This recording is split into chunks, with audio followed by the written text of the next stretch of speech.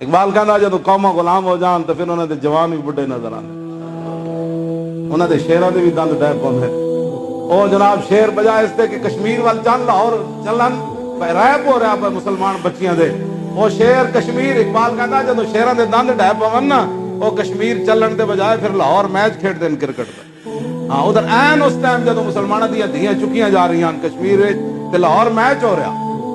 میں تے نہیں پڑھیا، تسی پڑھیا جی کوئی؟ میں کوئی تاریخ اسلام وچ کوئی دسے ہو جی گل کہ قیامت گزر رہی ہوئے کشمیر وچ تے لاہور وچ میچ ہو رہے ہوئے، کدی سری لنکا دی ٹیم آ رہی ہوئے 13,000 پولیس والے انہاں دی حفاظت تے چلے جان تے جڑی کشمیر ریپ ہو رہے ہیں کہتے نہیں ہوتے۔ ایک عام حصہ ہے نا کہ میچ ہونا بڑا ضروری ہے۔ تے جیڑا ایتھوں لڑن جائے گا جہاد کرن او پاکستان دا غدار ہے، جڑا جہاد واسطے ایتھوں جائے گا وہ پاکستان دا غدار ہے، تے اوتھے جڑا کشمیریاں وال جائے گا تو کشمیریاں دا دشمن ہے، تے جڑا میچ لاہور کھڑائے گا وہ سجن ہے۔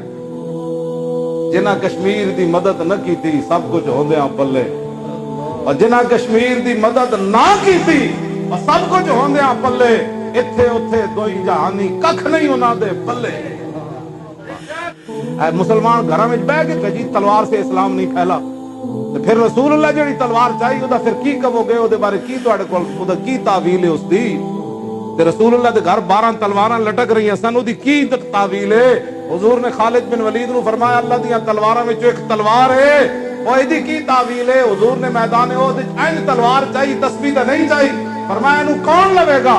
ابو دجانہ آگے آئے انہاں کہا جی میں لواں گا۔ عرض کی تھی حضور دا حق کے فرمایا اتنی چلے ٹیڑھی ہو جائے، تسبیح ٹیڑھی ہو جائے جو تلوار ٹیڑھی ہو جائے۔ عرض کی تھی حضور ہو رہے دا کی ہے؟ فرمایا جس ہاتھ چوے میدان چو نسے نہیں۔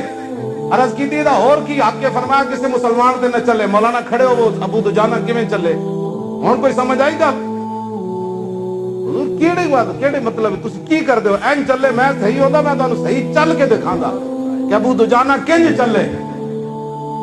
پھر حضور نے فرمایا یہ چال اللہ کو بڑی ناپسند ہے لیکن میرے دشمنوں کے سامنے پسند ہے یہ چال۔ کی بنے گا؟ کی بن گیا؟ کی ایسا ایڈ جرم کر بیٹھے؟